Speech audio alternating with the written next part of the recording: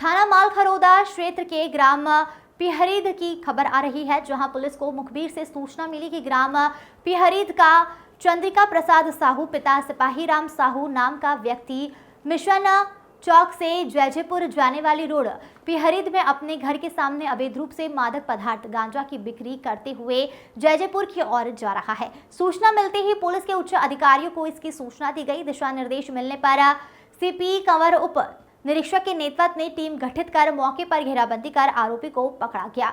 आरोपी चंद्रिका प्रसाद साहू के कब्जे से 2 किलोग्राम गांजा कीमत 16,000 रुपए जब्त किया गया और मौके पर एनडीपीएस एक्ट के तहत कार्रवाई की गई और आरोपी को गिरफ्तार कर न्यायिक रिमांड पर जेल भेज दिया गया है।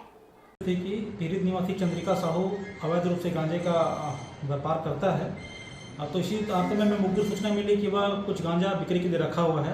सूचना तस्दीकी पर वरिष्ठ अधिकारियों से निर्देशन प्राप्त कर उप निरीक्षक सीपी कंवर के हमारा में टीम बनाकर भेजा गया था, जहां आरोपी कब्जे से 2 किलोग्राम गांजा जब्त किया गया है। आरोपी के खिलाफ में एनडीपीएस एक्ट के तहत कार्रवाई करते हुए माननीय न्यायालय समक्ष पेश किया गया, जिसे जेल दाखिल। Bureau report.